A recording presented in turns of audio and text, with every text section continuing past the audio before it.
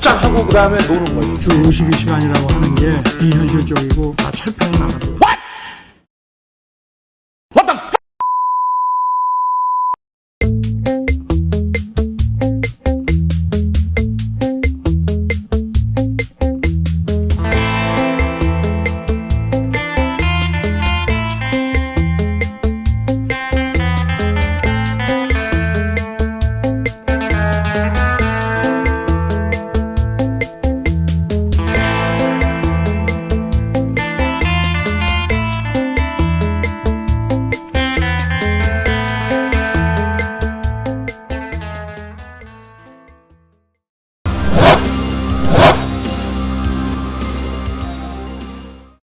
네, 지부장 동지 잘 지내고 계시죠? 예, 잘 지내고 있습니다.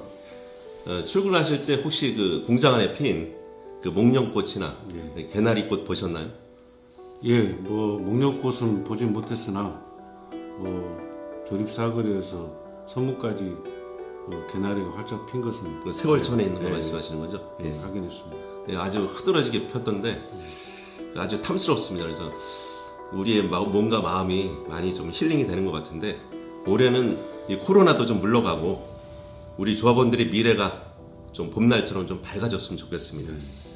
앞서 영상에서 보신 것처럼 조합원들이 알고 싶어하는 것이 세 가지가 나왔습니다. 그 첫 번째가 전기차였습니다. 왜 그런지는 아시죠?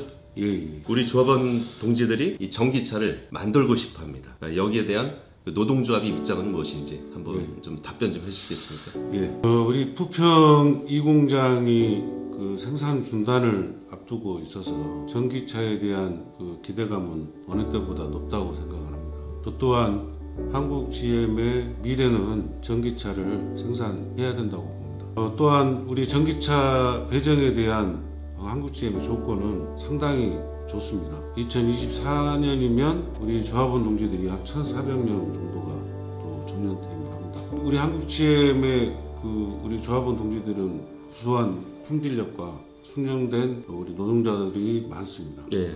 그렇죠. 그래서 국내에 이미 배터리 및 전기차에 대한 부품이 국내에 잘 발달되어 있기 때문에 그래서 우리 한국 GM의 위치는 아주 좋다고 생각합니다. 최적의 조건을 가지고 있다. 지금 우리 한국 GM이요. 근데 과연 이 전기차를 유치하면 이 우리의 미래가 보장이 되는 건지 이 장단점도 많이 있는 걸로 알고 있거든요. 예를 들어서 전기차 같은 경우는 지부장 동지께서 지금 말씀하셨듯이 배터리하고 모터로 이렇게 이제 그 구동이 되는 걸로 알고 있는데 그렇게 되면 그 내연기관의 수많은 그 부품들이 이제 많이 좀 빠질 것이고 그러다 보면 자연적으로 또 그 고용 인원도 줄게 되겠죠. 전기차를 유치한다고 해서 우리 조합원 동지들의 고용과 일자리가 축소되는 건 맞습니다. 전에 말씀드렸듯이 우리 정년 퇴임자들이 발생하고 거기에 따른 우리 조합원들의 문제는 충분하다고 보고요. 아시겠지만 내연기관차하고 전기차는 고용이 많이 축소됩니다. 그게 약 저희들이 지금 준비는 하고 있지만 지금 현재의 조건보다는 한 11% 정도 더 축소될 거로 보고요. 그에 따른 이제 저희들도 전략팀에서 지금 준비를 하고 있습니다. 가장 그 조합원들이 중요하게 생각하는 거. 조합원들이 왜 자꾸 전기차를 이야기하는지는 앞서서 말씀하셨듯이 지금 현재 그 부평 2공장이 8월달 이후에는 대체할 만한 그 차종이 없다는 거잖아요. 신차든 전기차든 유치를 해야 되는데 거기에 대한 GM 그 사측에서 정확한 그 답변이 없다는 거예요. 그래서 저희들은 지금 현재 고용 투자를 통해서 부평 2공장에 대한 미래를 어떻게 할 건지를 지금 요구한 사항이고요. 저는 고용 투자에서 하지 못하는 부분들은 저는 이번 임단협에서 이 공장의 미래에 대한 것들을 명확하게 좀 받아내려고 생각 중입니다. 아까 말씀드렸듯이 이 공장에 대한 폐쇄가 아닌 연장 생산에서 봐서 전기차를 유치하고 이후에 우리 조합원들에 대한 고용을 지켜내는 게 저희들에 대한 첫 번째 목적이기도 합니다. 역대 집행부 더 잘 아시겠지만 전기차를 요구 안 한 집행부는 없었습니다. 그렇죠. 그런데 실질적으로 GM에서 전기차를 준다 안 준다 거기에 대한 명확한 답변이 없다는 겁니다. 그 만석 그 물류부터 시작해서 군산 공장 폐쇄도 했고 제주물류 최근에 뭐 제주물류까지 이렇게 폐쇄가 됐습니다. 결국은 회사 뜻대로 되다 보니까 이 조합원 동지들이 이제 패배주의가 이렇게 좀 많이 이제 젖어 있는 것 같습니다. 그런 부분에 대해서도 저도 잘 알고 있습니다. 그래서 아시겠지만 GM이 전기차에 대한 공식적인 이제 몇 개의 차종을 하겠다라고 했지 않습니까? 예.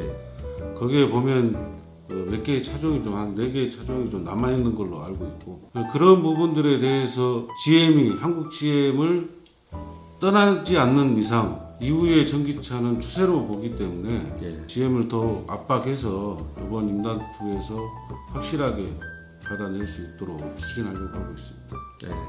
네. 말씀하셨듯이 이 전기차가 뭐 유일한 대안이 될 수도 있겠지만 가장 중요한 것은 전기차가 유일한 대안이 아니라 노동조합이 답이라는 거죠. 네. 노동조합이 힘이 있어야 GM 입장에서도 확답을 줄 것이고 그리고 그 노동조합의 그 교섭력과 투쟁력이 뒷받침이 되어야지만이 GM도 그 허튼 소리를 못 한다는 거죠.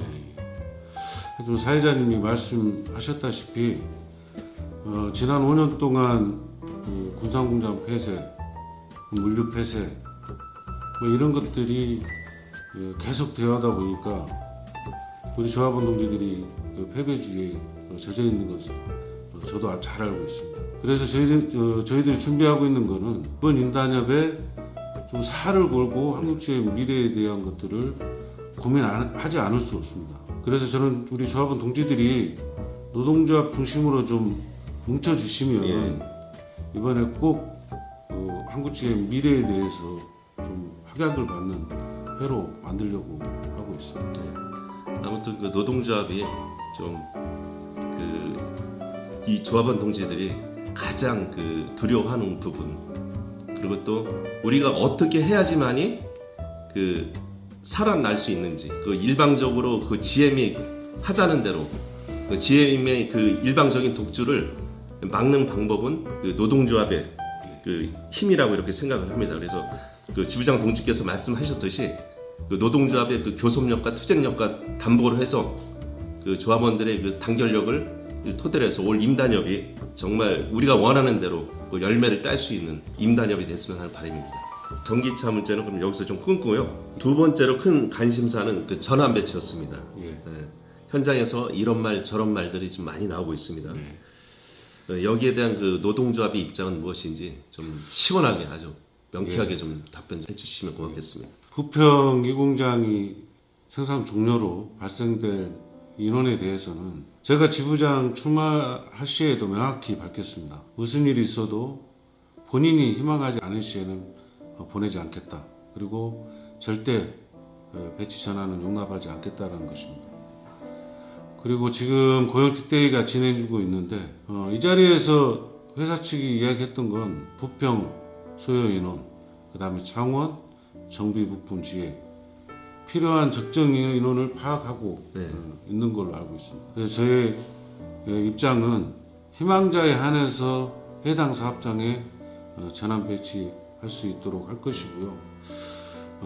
무엇보다도 더 중요한 거는 우리 조합원들이 예를 들어서 창원 공장에 갔을 때 그냥 가는 게 아닌 지원금이라도 좀 챙겨서 안착할 수 있는 주거라든지 뭐 여러 가지 상황들을 좀 챙기고 진행하려고 하고 있습니다. 그러니까 지원자에 한해서 인센티브를 좀 주겠다. 네. 요 말씀이신 거죠. 그 사측에서 그 조합원 동지들이 지금 알고 있는 그 사실은 창원 그 2교대 시점이 올 9월부터인가요? 그렇지는 않습니다. 2교대 시점은 내년 2월, 3월 달로 알고 있습니다. 근데 9월 달에 그 1차로 내려간다는 것은 창원 공장이 8월 달에서 12월 달까지는 그 생산이 없습니다. 그렇지만 이제 그때의 교육이라든지 그 습득 기간을 한 4개월 정도 미리 하기 위해서 1차로 9월 달에 내려가는 걸로 알고 있습니다. 아니 그 사측에서 지금 발표한 것은 약 700명 정도의 인원이 좀 필요하다. 그래서 부평 2공장에서 자원자 한 400명에서 한 500명 정도를 받고 그리고 그 비정규직 지회에서 한 200명을 충원할 계획이다. 이렇게 얘기를 했거든요. 그것도 사실이 아닙니다. 사실이 아닙니까? 한 700명에 대한 인원이 소요되는 걸로는 회사 측의 주장이고 지금 현재 창원지에서도 노사협을 통해서 인원협의를 진행 중에 있고요. 예. 물론 창원 보령공단도 마찬가지입니다. 그래서 적정 인원이 단위 사업장별로 소요 인원이 나오면 그때 이제 인원이 명확하게 정리될 것 같고요. 정규직 조합원 동지들이 500명, 비정규직 동지들이 뭐 정규직에서 200명은 사실과 다르다. 예. 승용 2공장에 해당이 되는 거겠죠. 이게 가장 중요한 것은 우리 지부장 동지께서 그 노동조합 그 깃발 아래 우리가 뭉쳐서 신차든 전기차든 이 공장에 유치를 하면 전환 배치는 필요 없는 말이 되겠죠.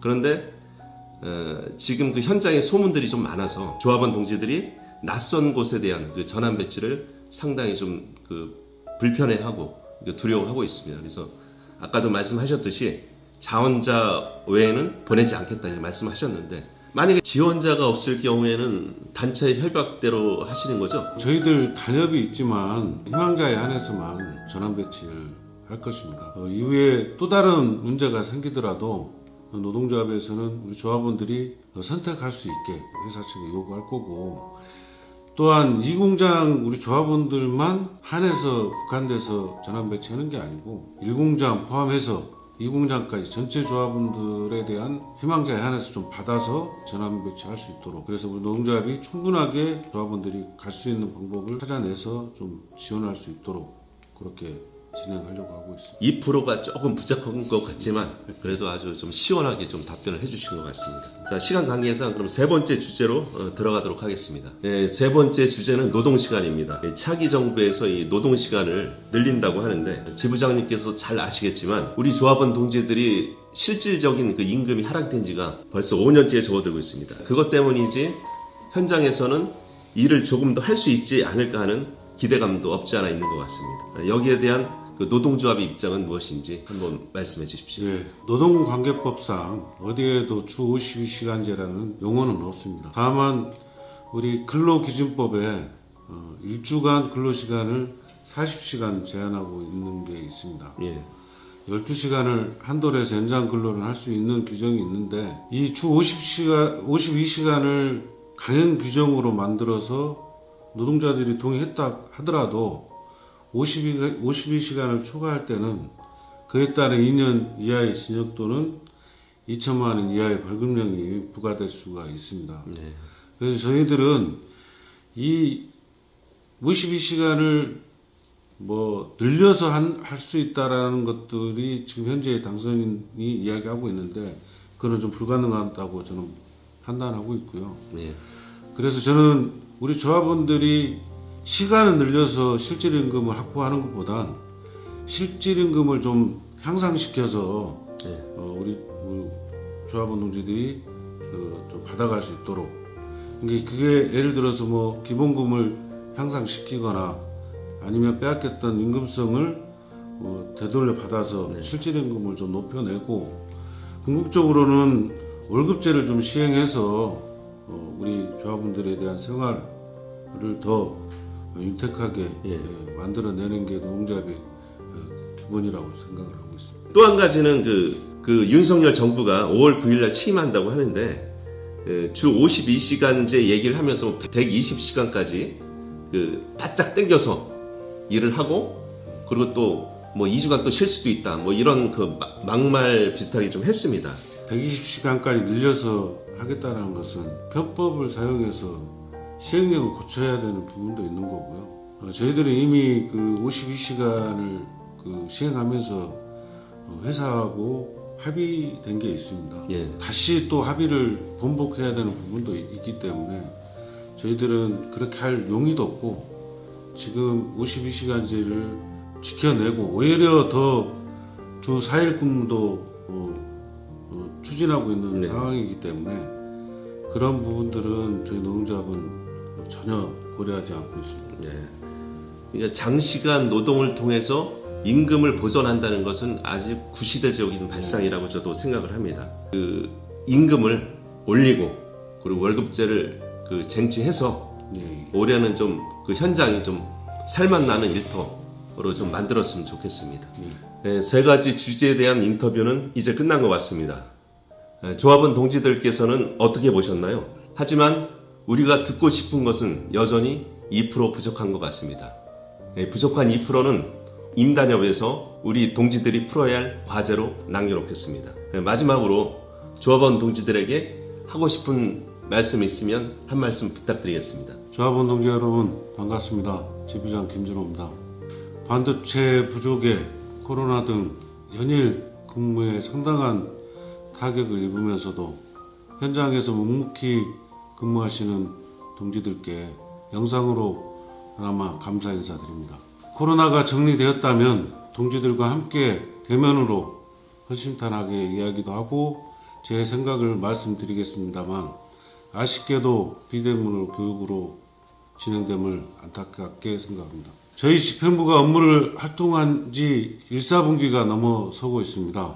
역량 있는 간부들로 상집을 인선하고 특히 사무직군의 조직 편제로 인해서 사업을 재편하였고 21년 4사분기 노사협의와 22년 1사분기 노사협의 그리고 생산협의 또한 고용특대회 등등을 통해 이월되고 누적된 사업을 진행하고 있습니다. 특히 승용 2공장 문제 등을 진행하면서 바쁜 일정을 소화하고 있습니다. 제가 제일 먼저 상집회의를 주관하면서 주장했던 것은 노조를 바로 세우자는 것이었습니다.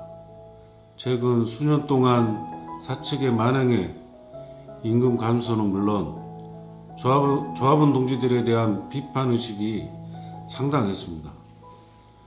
노조 이상은 바닥입니다. 이제는 바로 잡아야 합니다.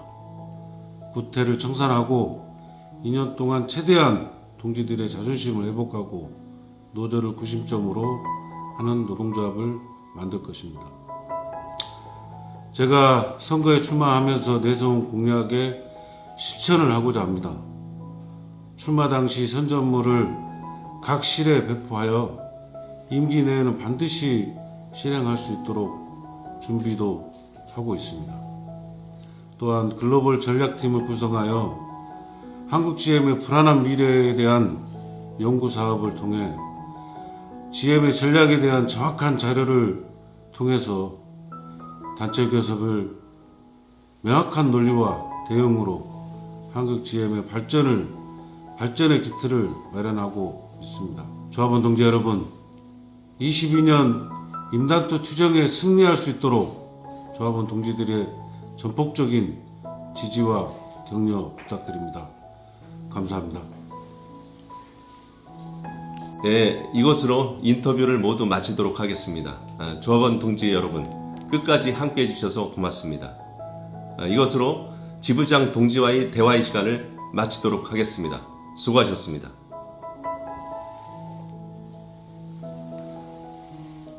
인터뷰 어떻게 보셨나요?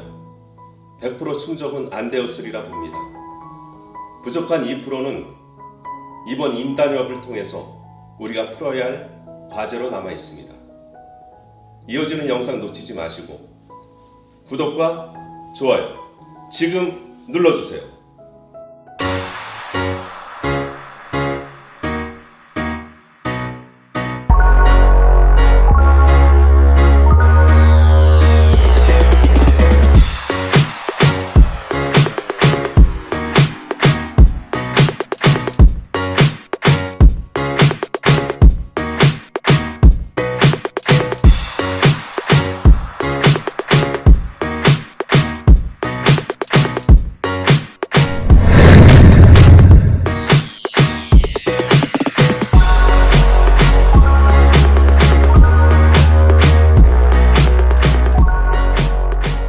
여러분 안녕하세요. 이렇게 노동조합 사무실에 와가지고 여러분 만나 뵙게 돼서 반갑습니다. 여러분 제가 누군지 모르시죠? 아시면 이상하신 겁니다. 그래서 제 책은 아마 읽으신 분들이 좀 계실 거예요. 원숭이 시리즈 들어보셨어요? 원숭이도 이해하는 자본론, 원숭이도 이해하는 마르크스 철학, 원숭이도 이해하는 공산당 선언 3부작이에요. 우리나라 국민 100명 중에 99명이 모르는 한 명은 아는 그 책. 아이고 뭐 이렇게 얘기하니까 참 저도 민망한데 그래도 100명 중 한 명이 아는 게 어딥니까, 그죠? 나름 사회과학 분야에서는 꾸준히 팔리고 있는 그것 때문에 간신히 먹고 살고 있는 사회과학 저자 임승수입니다. 제가 조금 있다가 이제 임금이라고 하는 것, 자본주의 사회에서 우리가 받는 임금의 성격에 대해서 풀어드릴 텐데, 제가 네가 뭔데 임금에 대해서 얘기할 거냐, 너 직장은 댕겨봤냐? 나도 댕겨봤어요. 댕기다가 그만두고 이제 사회과학 서적을 쓰고 있긴 한데, 제가 이제 마르크스의 이론, 마르크스의 자본론을 좀 깊이 공부해서 책으로 냈으니까 그렇게 사자는 아니다. 들어보실 만하실 거다. 게다가 제가 또 원숭이도 이해한 자본론이잖아요, 책 제목이. 얼마나 쉽게 쓰려고 이 머리를 굴렸겠습니까? 그래서 가능한 한 쉽고, 재미는 모르겠습니다만 쉽게 여러분들에게 전달드릴 수 있도록 열심히 준비했으니 조금만, 한 5분 거의 조금 넘게 집중해 주시면 여러분의 의식이 순식간에 뒤바뀌는 상전벽해하는 그런 경험을 하시리라고 제가 믿습니다. 꼭 봐주세요.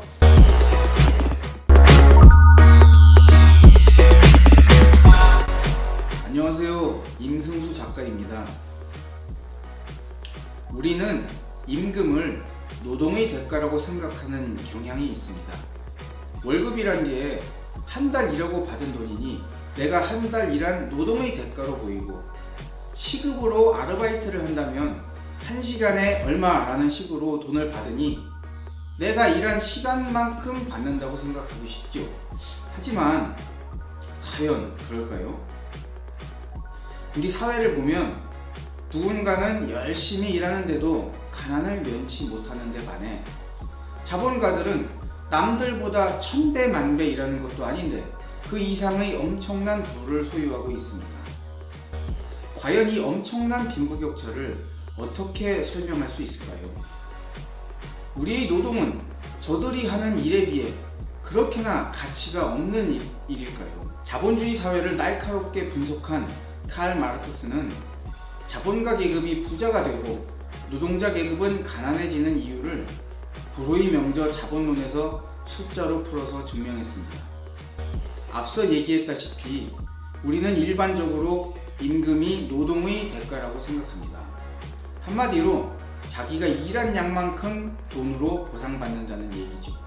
하지만 마르크스는 그것이 착시 현상이라고 지적합니다. 예를 들어 한 노동자가 하루에 8시간 일하고 일당으로 8만 원을 받았다고 합시다. 그러면 우리는 하루 8시간에 대한 노동의 대가가 8만 원이라고 생각하기 쉽습니다. 1시간당 1만 원인 셈이죠.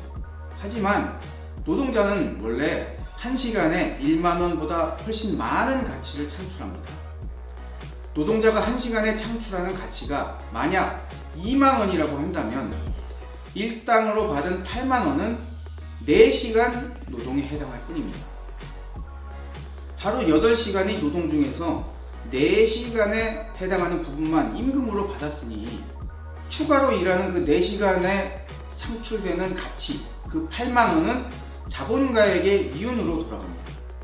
만약 이 회사에 100명의 노동자가 동일한 근로조건에서 일하고 있다면 자본가는 노동자 1명당 하루 4시간씩 총 400시간의 노동에 해당하는 가치를 이윤으로 벌어들이게 됩니다.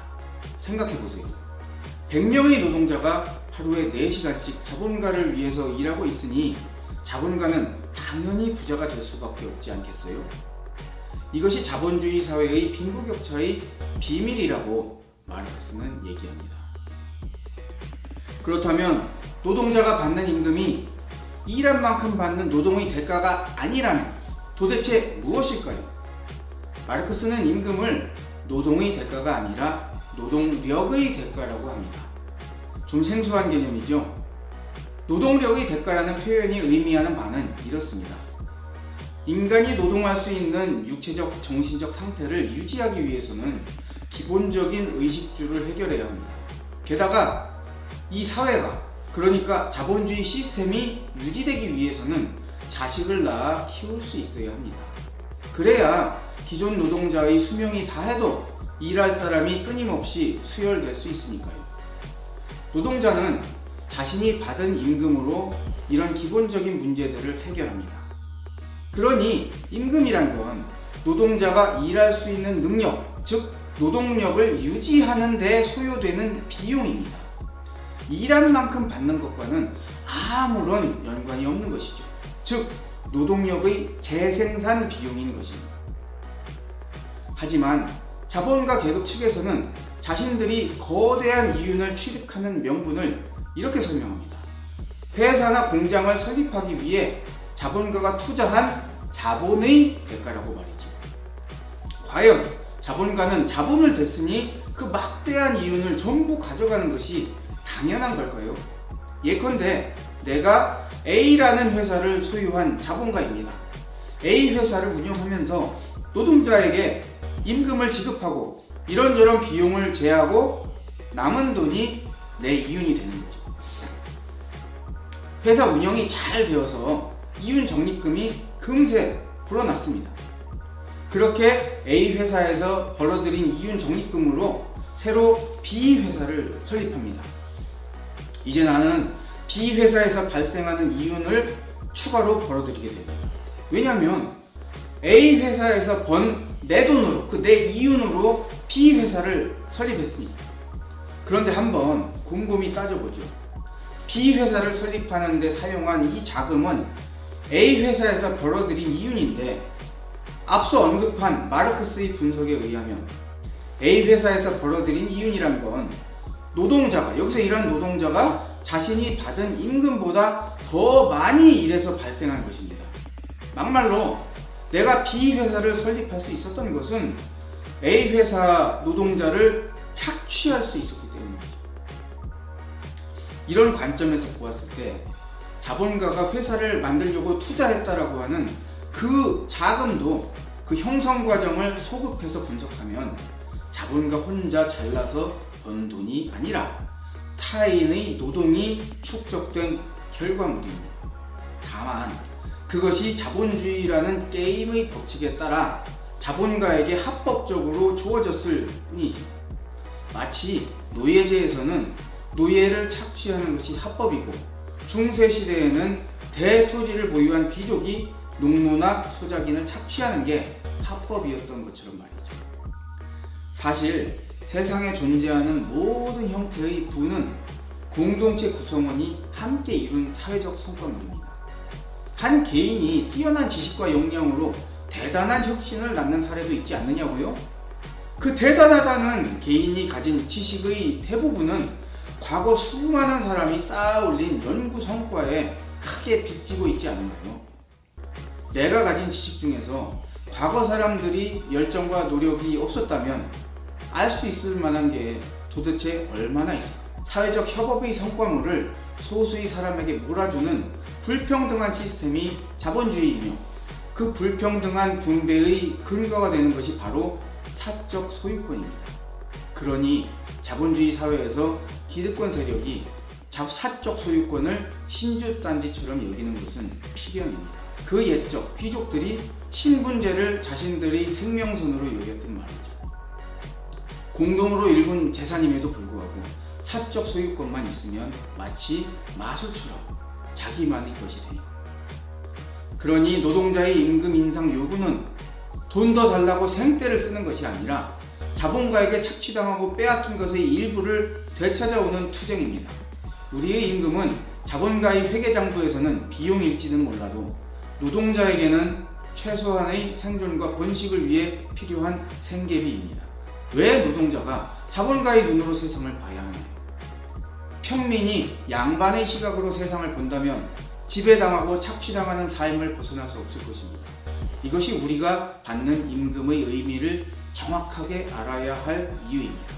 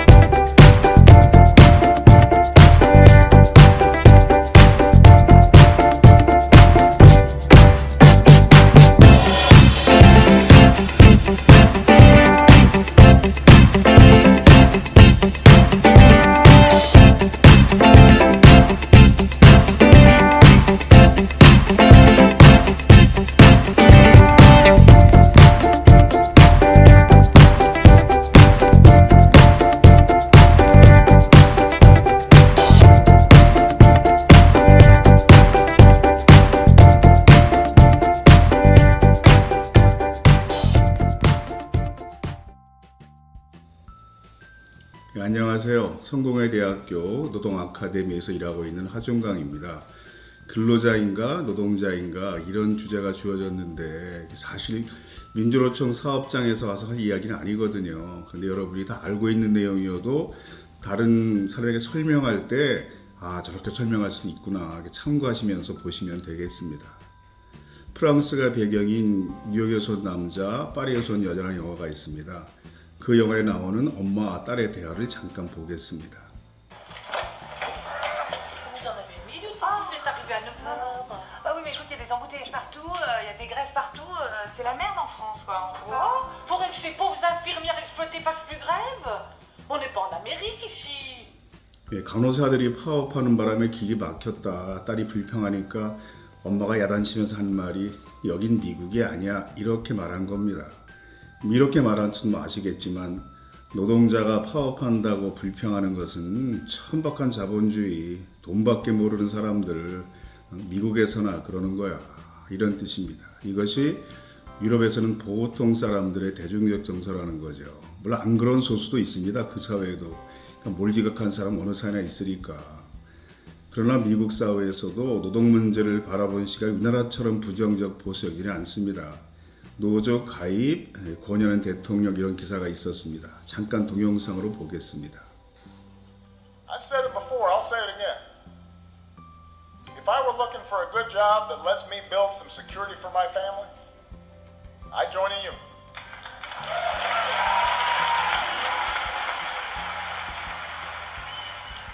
If I wanted somebody who had my back, I'd join a union. 그러니까 다른 나라도 아니고 흔히 부자들의 천국 또는 자본가들의 천국이라고 하는 미국 대통령이 나라면 노조에 가입할 겁니다 라고 사람들을 설득하잖아요. 아직까지 한국사에서 이렇게 말하는 대통령이 없었거든요. 가장 개혁적인 대통령도 이런 말을 한 적이 없습니다.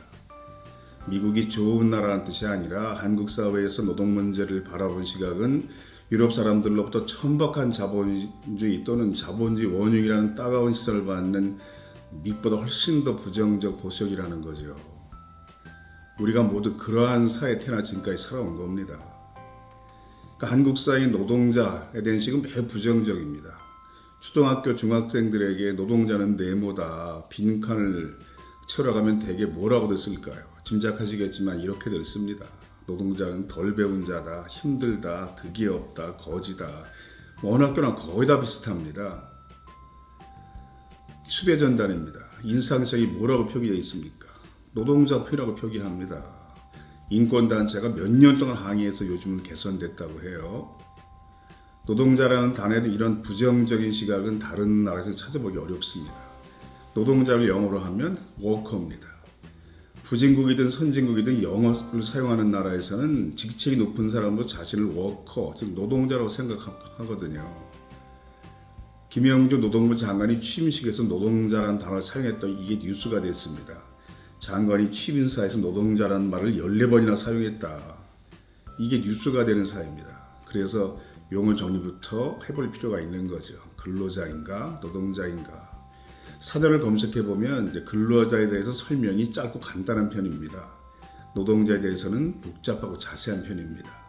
이러한 차이가 뭐로 의미하는 걸까요? 조선왕조실록입니다. 조선왕조실록에 근로자라는 단어가 나올까요? 23번 나옵니다. 근로라는 단어는 198번이나 나옵니다. 그럼 노동자라는 단어는 어떨까요? 한 번도 나오지 않습니다. 즉 이 말은 근로자는 옛날 삼국, 고려, 조선시대에 사용된 단어이고 노동자는 근대 이후에 조선시대가 다 끝난 뒤에 새로 생겼거나 그때 비로소 일반화된 단어라는 뜻입니다. 중세 농경사회에 노예, 노비, 머슴 다 근로자로 표기했습니다. 지금 우리는 노비나 머슴은 아니잖아요. 근대 산업사의 피고용자 직장인 자본주의 경제 체제와 임금 생활자가 출현한 다음부터는 모든 한자를 쓰는 나라들이 이 사람들을 노동자로 표기한 겁니다. 요즘 대학에 중국 유학생들 상당히 많이 와 있습니다. 한류 영향이기도 하죠. 제 수업 들었던 중국 유학생 시험 답안지에 이런 글을 적었습니다. 중국에서는 16세 이상 노동 능력을 가지고 있는 사람들은 노동자라고 한다. 그래서 공무원, 교수, 의사, 환경, 미원 등이 다 노동자이다. 이 수업을 들어보니까 한국은 좀 다른 것 같다. 한국에 근로자라는 호칭도 있는 게 신기하다. 중국에 근로자라는 단어가 있을까요? 없을까요? 당연히 있습니다. 한자 어휘가 가장 많은 나라가 중국인데, 그렇지만 이 청년이 20년쯤 중국에 사는 동안 근로자라는 단어 한 번도 못 봤다는 겁니다. 즉 중국 사회에서도 근대 이후에 노동자라는 단어만 사용했다는 뜻이죠. 우리나라도 1920년대 일제강점기부터 노동이라는 단어를 사용했습니다. 첫 번째 노동절 기념행사가 1923년도에 열렸습니다. 한 2,000명 정도가 모였다고 그러더라고요. 근대 이후에 굳이 근로라는 단어가 공식적으로 사용된 경우들이 있었습니다. 언제였을까요? 조선 총독부가 조선 여자 근로 정신대 만들었을 때입니다. 이승만 정부에서 전시 근로 동법 만들었을 때는 근로라는 단어를 사용했습니다. 그러니까 한국 사회에서 근대 이후에 근로라는 단어가 공식적으로 사용될 때에는 정당한 노동의 대가를 지불하기 어려운 전시 상황 등 노동사성을 희석시킬 필요가 있는 경우들이 많았다는 거죠. 즉 노동자 입장은 굴욕적 의미로 근로라는 단어가 많이 사용됐다는 겁니다. 사회가 공부한 학자나 노동자 간부들이 주로 노동자란 단어를 사용한 이유는 그 때문입니다. 한국처럼 노동이란 단어를 혐오하는 사회는 찾아오기 어렵습니다. 전 세계 모든 한자 사용권 나라들이 달력에 5월 1일을 노동절로 표기합니다. 잘 아시겠지만 우리나라만 유일하게 근로자 날로 표기합니다. 이렇게 표기한 달력은 전 세계 대한민국밖에 없거든요. 노동이라는 단어를 그렇게 싫어하면서도 정부기관 명칭은 대부분 근로가 아니라 노동이라는 단어를 사용하고 있습니다. 고용노동부입니다. 중앙노동위원회입니다. 한국노동연구원입니다. 그러니까 정부도 품격 있는 것은 주로 노동이라는 단어를 사용한다는 것을 알 수 있습니다. 국회 대정부 질문에서 국회 노동부 장관 일부러 근로부 장관이라고 부른 적이 있습니다. 그러니까 노동부 장관은 나는 근로부 장관 아니고 노동부 장관입니다라고 답했죠. 그래서 국회의원이 그런데 왜 노동절이 아니고 근로자 날입니까? 따져 물은 게 29년 전입니다. 김영삼 대통령이 있었을 때. 이승만 정부에서도 명칭이 노동절이었습니다. 날짜는 달랐지만 1963년 박정희 군사정부 시절에 바뀐 명칭을 그뒤 어떤 정부도 다시 이걸 하나를 바꾸지 못하고 있는 거죠.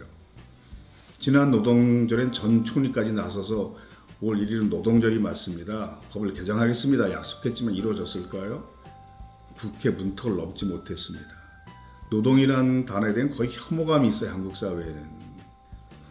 지난 20대 국회에 우리나라 모든 법률의 근로라는 단어를 노동으로 바꾸는 법안이 발의되긴 했습니다. 그렇지만 회기가 끝날 때까지 상정되지 않아서 이 법안은 자동 폐기됐습니다.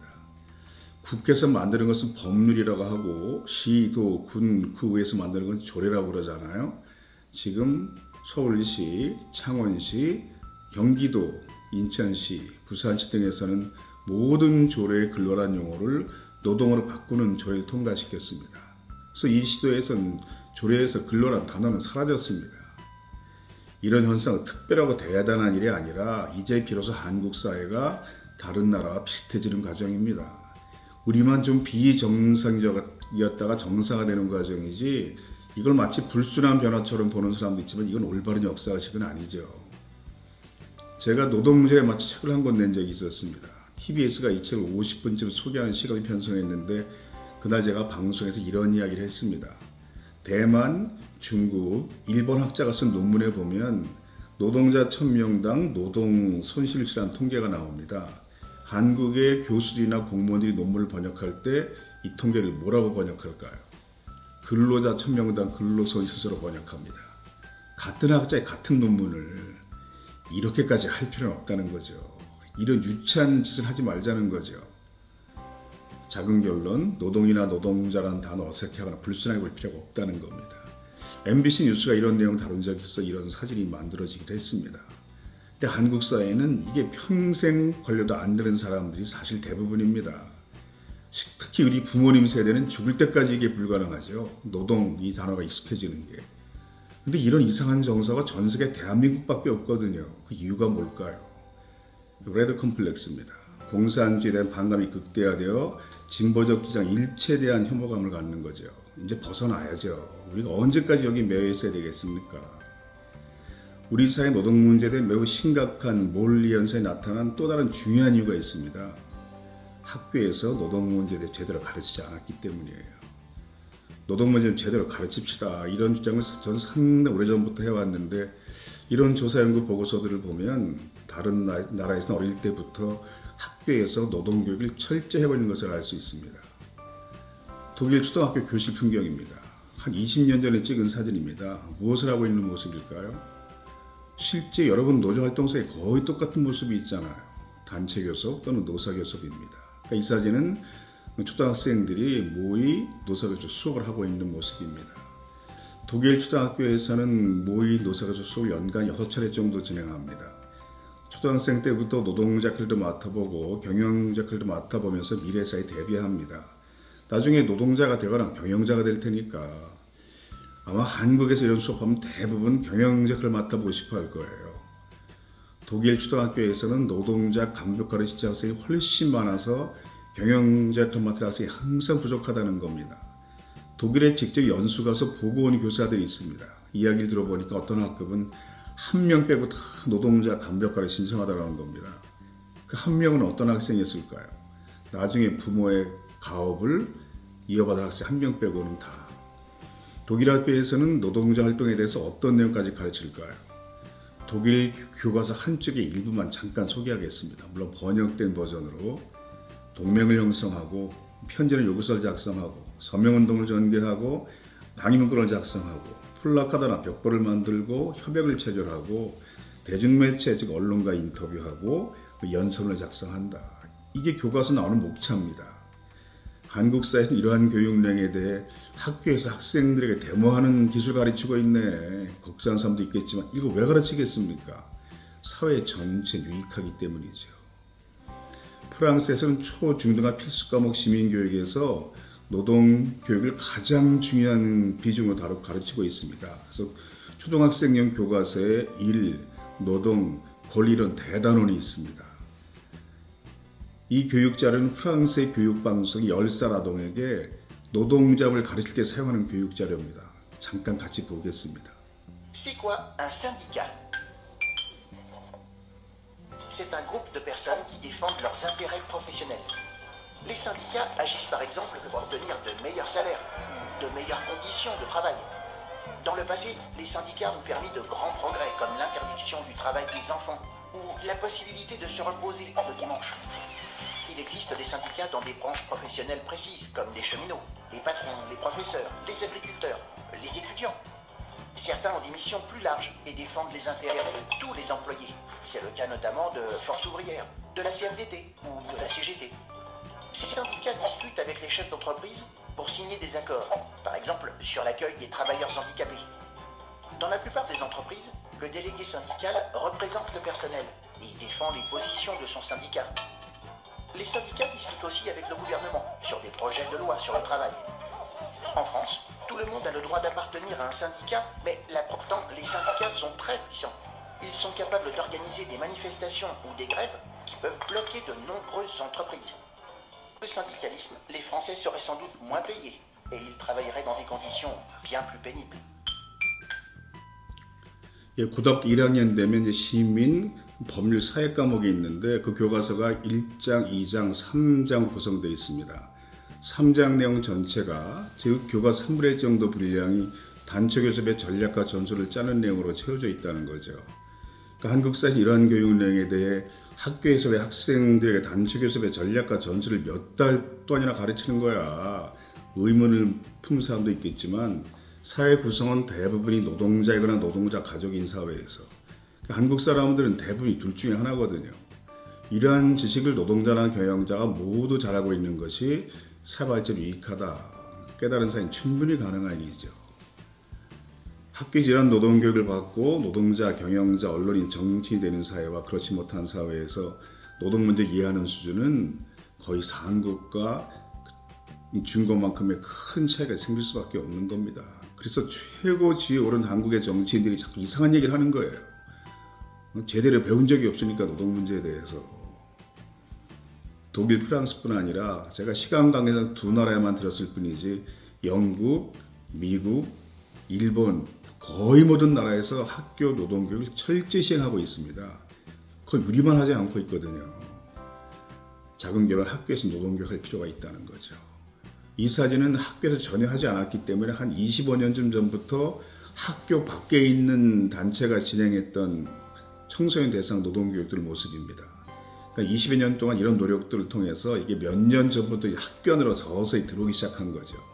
서울시 교육청에서는 교사용 지도서를 만들었고 경기도 교육청에서는 노동인권교육 표준 교재를 만들어서 보급하기로 했습니다. 이걸 전국의 각 시도가 지금 거의 다 하고 있고 국가인권위원회도 많은 예산을 들여서 추진하고 있는 작업들입니다. 그래서 아주 적은 학교부터 시작했지만 한국에서도 모의 노사교수 수업한 학교들이 생기기 시작했습니다. 프랑스 학교 노동교육을 80년쯤 전에 시작했습니다. 다른 나라 대부분 40, 50년쯤 전에 도입했어요. 왜 한국만 이게 수십 년 늦었을까요? 경제 규모가 세계 10위권인 선진국인데 굉장히 한국 잘 사는 나라입니다, 지금. 왜 노동인권 분야만 이렇게 수십 년 뒤처졌을까요? 식민지 40년, 분단 70년, 군사정부 30년 등 왜곡된 역사 발전 과정을 거치는 동안 근대 산업사회, 즉 자본주의 경제 체제에 필요한 사회 형성되는 인기를 상실했기 때문입니다. 전 세계에서 중세 농경사회에서 근대 산업사회 넘어오는, 즉 인류사회가 이렇게 농사지어 먹고 살던 시대로부터 지금처럼 사무실 공장 일하는 시대로 바뀌는 100년 정도 역사가 이렇게 진행된 나라가 대한민국 하나밖에 없거든요. 중요한 사실은 비슷한 나라도 없다는 거예요. 굉장히 특이한 사회가 되어버린 겁니다. 경제 수준이 상당히 높아졌지만 그 경제 성장의 성과가 대부분 노동자의 희생을 바탕으로 가능했기 때문에 노동인권 분야가 최하에 머물러 있는 특이한 사회가 된 거죠. 작은 결론, 지금까지 노동 문제에 갖고 있었던 자신의 생각에 의문을 품을 필요가 있습니다. 노동조합, 민주노총, 파업 이런 단어를 들었을 때 머리 딱 떠오르는 생각들이 이게 다른 나라 시민, 다른 나라 노동자, 다른 생각일지 모른다. 왜곡된 역사 속에 수십 년 동안 주입된 이게 친기업적 시각일지 몰라. 의심을 가져보셔야 그 다음에 진실이 보인다는 거죠.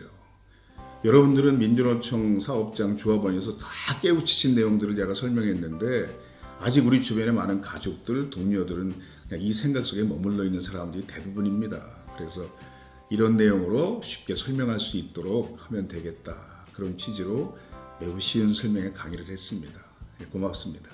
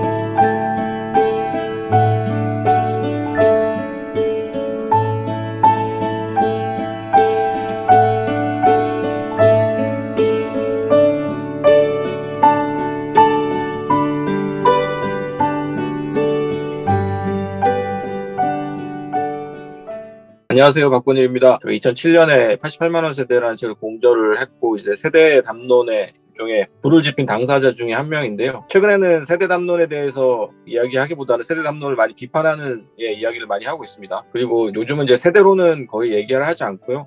주로 이제 공정이나 능력주의와 관련된 책을 내고 그와 관련된 강연들을 많이 하고 있습니다. 아마 오늘 이야기 드릴 부분도 그것과 이제 무관하진 않겠지만 어쨌든 오늘은 세대에 초점을 맞춰서 얘기를 드릴까 합니다. 10분짜리 강연이어서 뭐 얼마나 많은 이야기들을 담을 수 있을지 모르겠습니다. 아마 조금밖에 못 담을 것 같은데요. 제 강연의 제목을 일단 이렇게 지어봤습니다. 세대 프레임은 허구다 라고 지어봤고요.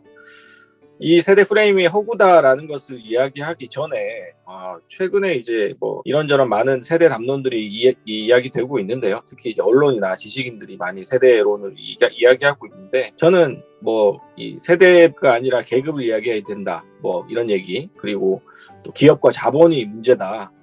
그런 이야기들 다 맞는 이야기라고 생각하지만 대다수 시민들을 그런 식으로 설득할 수는 없다라고 생각을 해요. 그런 얘기를 하면은 역시 노조는 안 된다. 역시 운동권들 맨날 똑같은 소리만 한다 밖에 얘기를 하지 않기 때문에 저희가 만약에 세대 담론에 대해서 비판을 하려면 실제로 세대 담론을 이야기하는 사람들이 무엇을 얘기하고 있고 그 주장의 근거는 무엇인지 정확히 알고 있어야 됩니다. 그런 면에서 저는 오늘 한 명의 저자와 하나의 책을 대상으로 해서 그 책에 나오는 논거들을 논파하는 방식으로 말씀을 드리고 끝으로 이제 그 세대 담론을 전체적으로 우리가 어떻게 봐야 될 것인지에 대해서 말씀을 드릴까 합니다. 최근에 이제 언론이 선호하는 세대론은 크게 두 가지죠. 하나는 20대론입니다. 20대 청년 세대론이고 또 한 가지가 이제 86세대론입니다. 20대 세대론은 이제 뭐 여러 가지 버전들이 있는데 최근에 가장 이제 각광받고 있는 20대 세대론은 민주당과 86세대 소위 이제 엘리트 정치인들 이 이야기하고 있는 20대 일배론입니다. 일간 베스트 저장소를 하고 있는 20대들, 그런 20대 특히 이제 남성들이겠죠. 이 남성 20대들이 나라를 망치고 있다. 이런 식의 이야기들이 있고요. 그리고 뭐 정치에 관심이 없고 무관심하고 자기밖에 모르고 공정과 능력주의에 집착을 하고 이기적이고 뭐 이런 식의 이야기들.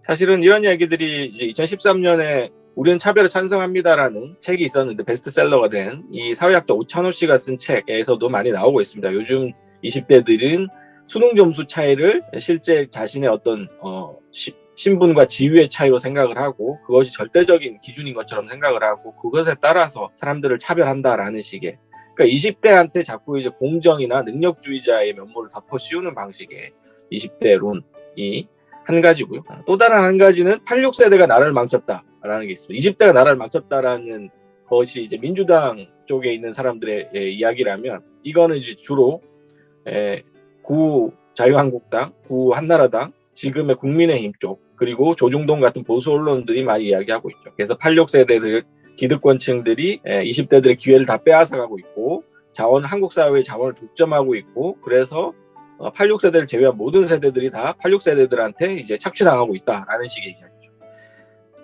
사실 20대 세대론에 대해서는 제가 굉장히 할 말이 많은데 이 부분은 작년에 제가 쓴 한국의 능력주의라는 책을 참고하시고요. 이 부분은 오늘 시간상 생략을 하겠습니다. 86세대에 대해서 얘기를 드릴 텐데요. 86세대 일종의 탐욕론이죠. 86세대 탐욕이 한국 사회의 불평등을 만들어냈다라는 식의 이야기는 왜 틀렸는가? 사실 이런 이야기들이 워낙 많아가지고 도대체 어떤 판본이 주로 유통되는지조차도 알 수 없는데 저는 서강대 사회학과 이철승 교수가 최근에 낸 불평등의 세대라는 책을 대상으로 삼아보도록 하겠습니다. 이 책은 86세대 탐욕론에 대해서 가장 정밀하게 쓰여진 책이기도 하고 나름대로 가장 이제 완성도 높게 짜여진 담론이기 때문에 사실은 이 책을 제대로 비판을 하면 사실은 나머지 그런 86세대 탐욕론에 대해서는 거의 뭐 자동적으로 다 비판이 되는 그런 효과를 가지게 됩니다. 이철승 씨의 주장은 한마디로 요약하면 이렇습니다. 한국 사회 불평등의 주 요인은 86세대의 자원과 권력 독점 때문이다 라는 겁니다. 기득권이 성벽을 쌓고 혹은 사다리를 걷어차서 다른 세대가 거기에 올라오지 못하도록 만들었다라는 것이죠. 이철승 씨가 이 주장에 대한 근거로 제기하고 있는 것이 86세대 대학 졸업자와 20대 대학 졸업자 이 두 양 집단의 대학 졸업자들이 사회 상층에 얼마만큼 진입하는가, 즉 상층 진입률입니다. 그러니까 이 상층 진입률이라는 거는 그리고 이제 사회 계층상 상류층으로 진입할 수 있는 그런 이제 비율을 뜻하는데, 단적으로 얘기하면 이제 대학 졸업장을 가진 인구의 상층 진입률에서 86세대가 지금 세대보다 훨씬 높다라는 겁니다. 그렇기 때문에 86세대가 자원을 독점하고 있다라고 얘기를 하는 거죠. 구체적인 수치를 얘기를 합니다. 이철승 씨가. 구체적인 수치를 보면 86세대는 대졸자의 경우 특히 이제 40대 후반에서 50대 초반까지는 117%가 상층에 진입했다고 해요. 그리고 50대 초반부터 50대 중반에 이르는 집단은 135%가 상층에 진입을 했다고 합니다. 그러니까 100%가 넘어갔다는 건 무슨 뜻이냐? 고등학교를 졸업한 사람들, 그러니까 대졸자 미만인 사람들도 상류층이 됐다는 거죠. 예. 그게 이제 100%가 넘어가는 이 비율의 의미이고요. 반면에 그러면 20대 후반은 몇 퍼센트인가? 20대 후반은 53.4%입니다. 굉장히 낮죠. 86세대에 비해서. 그러니까 이 데이터를 놓고서 이제 이철승 교수가 이렇게 얘기를 하는 거죠. 오늘날 젊은 세대, 즉 과잉 자격 세대는 따라서 상층에 진입할 자격이 실제로는 있지만 현실적으로 진입하지 못한다. 이렇게 얘기를 하는 거죠. 그러니까 대졸자임에도 불구하고 대학을 졸업했음에도 불구하고 그 고등교육을 받은 만큼의 어떤 사회적 지위를 얻지 못한다라고 얘기를 하는 거죠. 이 주장이 과연 사실일까요? 아닙니다. 전혀 사실이 아닙니다. 요즘 유행하는 말로 치면 그냥 뇌피셜입니다.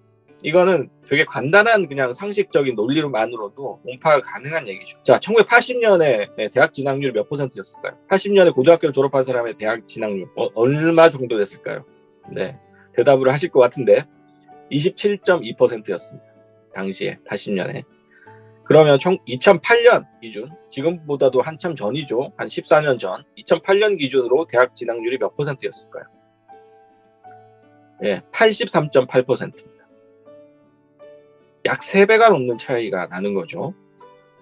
한마디로 2008년의 청년 세대가 1980년의 청년 세대에 비해서 약 3배 이상 더 대학을 많이 갔다는 얘기입니다. 이 말을 바꿔 얘기를 하면 2008년에 대학 졸업장의 희소성이라는 것이 1980년의 대학 졸업장의 희소성의 3분의 1밖에 안 된다는 거예요. 상식적으로 생각을 해봅시다. 2008년 대졸자들은 1980년의 대졸자들보다 3배 이상 많아요. 그러니까 사회에 쏟아져 나오는 거죠. 매년 그만한 이제 대졸자들이. 그럼 당연히 경쟁도 치열할 것이고 그렇지만 기업의 수요는 한정돼 있잖아요. 그렇게 따지면 사회 전체로 보면 대졸자가 굉장히 많아지는 거죠. 생각보다. 그러니까 과잉 공급되고 있는 거죠. 쉽게 얘기하면 대학 졸업장 프리미엄이 3배 이상 낮아지는 겁니다. 80년대 졸업자에 비해서. 따라서 20대 대졸자 그룹이 50대 대졸자 그룹보다 상층 진입률이 떨어지는 거는 그냥 수요 공급 원칙으로만 봐도 너무나 당연한 겁니다. 그거는 86세대가 뭔가를 착취해서가 아니라 사실은 고등교육 자체가 팽창했기 때문에, 그리고 그 고등교육을 다 흡수하지 못하는 사회 구조 때문에 어쩔 수 없이 발생하는 불균형인 거죠. 즉 이철승 교수의 주장과 달리 대학 졸업자의 상층 진입률이라는 거는 86세대가 뭐 착취를 했다거나 다른 세대의 어떤 기회를 다 빼앗아 갔다거나 하는 식의 주장의 근거가 될 수 없다라는 것이죠. 이것뿐만이 아닙니다. 사실은 86세대가 한국 사회의 자원을 독차지하고 다른 세대 몫을 착취했다면 어떤 식으로든 그게 데이터로 나와야 되거든요. 그러니까 뭐 사회과학을 하는 사람들이 조사를 하면 다 나오게 돼 있습니다. 그런 것들이. 근데 데이터들을 봐도 그 증거라는 것이 거의 나오지 않습니다. 이거는 학자들한테 물어봐도 다 똑같이 얘기를 해요. 거의 대부분의 학자들. 굉장히 사회학계에서 권위 있는 학술지가 있습니다. 한국사회학이라는 학술지 2020년에 실린 논문 중에서 김창환, 김태호 박사가 쓴 논문이 있습니다. 세대 불평등은 증가하였는가라는 논문이 있고요. 그 논문이 이제 1999년부터 2019년까지의 기간을 대상으로 해서 소위 말하는 86세대가 다른 세대를 착취했는지, 그러니까 세대 간 불평등이 발생을 했는지죠. 학술적 용어로 얘기를 하면 그것을 실증적 데이터로 분석을 한 논문입니다. 굉장히 중요한 논문인데 그걸 제가 간단하게 시간상 소개를 해드리겠습니다. 결론만 요약을 하면요. 첫째로 1999년부터 2019년 동안 핵심 노동 인구에서 세대 간 소득 불평등이 나타나지 않았습니다. 둘째, 전체 인구에서는 세대 간 불평등이 나타났어요. 핵심 노동 인구 외에 전체 인구 차원에서. 근데 그 주된 요인은 86세대가 아니라 저학력 노인층이 전체 인구에서 비율이 증가했기 때문에 그런 이제 불평등이 나타나게 됩니다. 셋째로 고학력자 세대 간의 불평등은 오히려 노동시장 소득면에서 감소하는 그런 결과가 나타났습니다. 그러니까 불평등이 더 진행된 거죠, 고학력자 사이에. 네 번째, 86세대 소득은 이 기간 동안 상대적으로 빠르게 증가하긴 해요. 근데 그 빠르게 증가하는 것이 이철승 교수가 주장하는 것처럼 86세대 상층부, 소위 말하는 엘리트층이라든가 노동귀족이라든가 이런 사람들 때문이 아니라 소득 하층에서 주로 일어났다는 거예요. 그러니까 소득 하층 86세대 중에서도 돈을 많이 못 버는 사람들, 그 집단에서 소득이 빠른 기간, 빠른 증가가 일어났다는 거죠. 이런 논문들이 보여주는 근거들은 명확합니다. 86세대가 다른 세대의 자원을 빨아먹거나 착취를 해서 한국 사회 불평등이 심한 게 아니라는 거죠. 그러니까 한국 사회 불평등의 심화는 한 가지 요인으로 환원될 수 없습니다. 그러니까 여러 가지 요인들이 중첩되기도 하고 겹치기도 하고 사실은 서로가 서로를 강화하기도 해서 발생하는 것이지, 특정 세대가 어떤 세대를 착취하거나 억압을 해서 불평등이 발생했다라는 것은 사실은 대부분 선동이라는 거죠. 이거는 명확한 수치들로 다 증명이 되는 사실입니다. 다들 아시다시피 불평등에는 자본과 노동의 근본적인 불평등, 이 차원이 가장 이제 크죠. 근데 이제 이런 차원의 불평등만 있는 건 아니죠. 노동자 내부에도 불평등이 당연히 있습니다. 흔히 얘기하는 노동시장 이중 구조 때문입니다. 노동시장 이중 구조라는 것은 쉽게 얘기하면 비정규직과 정규직으로 갈라져서 사실은 이 극단적으로 분절화된 이 노동시장 구조, 한국 특유의 구조 때문입니다. 1997년 IMF 외환 위기 이후에 기업과 정부가 신자유주의화를 폭력적으로 진행을 했고, 이것을 통해서 사실은 한국 노동자들은 비정규직과 정규직이란 계급도 아닌 사실상의 신분 격차가 생겨나게 됩니다. 그래서 일종의 내부자와 외부자의 구조적 불평등 상황이 점점점 악화되어서 지금에 이르게 된 것이죠. 86세대라고 해서 전부 그 노동시장 이중구조에서 노동귀족인 것은 아닙니다. 86세대 중에서도 비정규직인 사람들이 훨씬 많고, 그 사람들은 여전히 그런 격차의 고통을 받고 있습니다. 당연히 다른 세대도 마찬가지죠. 세대 간의 불평등이 문제가 아니라 결국은 세대 내부의 불평등, 이게 문제라는 것이죠. 그러니까 우리가 초점을 맞춰서 불평등 문제를 해결하려면 특정 세대가 어떤 세대를 착취하고 있기 때문에 불평등이 발생했다라는 식의 잘못된 인식이 아니라 실제로 사실관계를 파악을 해서 불평등이 어느 지점에서 발생하는지 정확히 봐야 된다라는 것이죠. 커뮤니케이션 이론가 파울 바칠라비크라는 사람의 되게 유명한 우화가 있습니다. 경찰과 취객이라는 우화인데요. 어느 날 경찰이 밤에 순찰을 돌다가 가로등 밑에서 뭔가를 찾고 있는 사람을 발견을 해요. 가까이 다가가 보니까 술 냄새가 확 나요. 이 사람이 이제 취객이었던 거죠. 뭘 찾고 있냐고 물어봤어요. 그랬더니만 그 취객이 내가 열쇠를 잃어버렸다. 열쇠를 잃어버렸는데 지금 못 찾고 있어서 지금 열심히 찾고 있다. 좀 도와달라. 이렇게 얘기를 한 거예요. 그래서 경찰관도 같이 열심히 찾아줬어요. 근데 아무리 찾아도 안 나오는 거죠. 그래서 여기서 잃어버린 게 확실해요? 라고 경찰이 물어보니까 취객이 아니요, 여기서 잃어버린 건 아니고 저기 가로등 없는 데서 잃어버렸는데 여기서 찾고 있는 거라고 그렇게 대답을 한 거예요. 그러니까 경찰이 황당하잖아요. 아니 여기서 안 잃어버리고 저기서 잃어버렸는데 왜 여기서 열쇠를 찾고 있냐고, 저기서 찾아야 되는 거 아니냐고 물어보니까 근데 취객이 이렇게 얘기하는 거죠. 저기는 가로등이 없어서 어둡잖아요. 밝은 데서 찾을 수 있을 거 아니에요. 그래서 가로등 밑에서 찾고 있는 거예요. 라고 대답을 한 거죠. 이게 이 우화의 끝입니다. 이 우화가 가리키는 바는 가로등이 바로 세대 프레임이라는 겁니다. 그러니까 세대의 사회 문제라는 것이 여러 가지 원인들이 있는데 그거를 엉뚱한 가로등 밑에서 찾겠다라고 찾고 있는 거. 이게 바로 지금 세대 프레임의 큰 문제라는 거죠. 그러니까 실제로 세대가 문제인 경우들이 있긴 있어요. 그것이 없다는 것이 아닙니다. 세대가 문제인 경우들이 있는데 적어도 지금 이야기되고 있는 그런 문제들은 세대와 별로 관계가 없는 문제들입니다. 정작 해결되어야 될 불평등을 이런 세대 프레임들이 다 가리고 은폐하고 굉장히 소모적인 갈등을 청년 세대와 86세대 간에 일으키고 있습니다. 노동자와 시민들은 조중동과 같은 이런 언론들 그리고 보수 우파들이 선동하고 있는 이런 프레임에 휘말리지 말고 한국 사회 불평등의 원인이 실제로 어디 있는지를 직시하고 문제를 제대로 해결해 나가야 된다라고 생각을 합니다. 예, 제 발표는 여기까지 하겠습니다.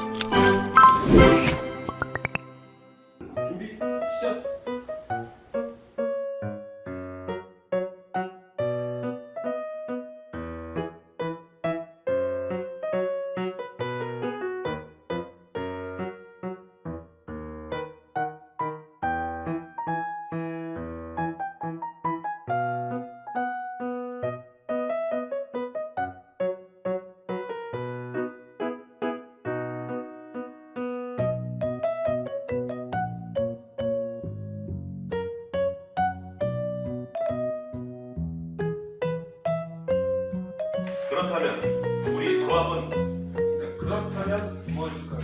그렇다면 무엇입니까? 그렇다면 입장이 무엇일까요? 이 그렇다면이 그렇다면 도대체 무엇일까요? 누구나 아는 거 있잖아요. 사랑? 돈? 재미. 지금 우리에게 가장 중요한 것이 무엇이냐고. 사랑일까요? 아닙니다. 그렇다면 돈일까요? 그것도 아니었습니다. 그렇다면 명예일까요? 아닙니다. 그렇다면 도대체 무엇일까요? 지난 우리 21년 1사분기 너무 빠른데 다시 하시죠. 너무 빨라요? 잠깐 일어나 인사하시죠. 그냥 자연스럽게 이것으로 인터뷰를 마치도록 하겠습니다. 네, 조합원 동지들 수고하셨습니다. 수고하셨습니다. 끝까지 함께 해주셔서 고맙습니다.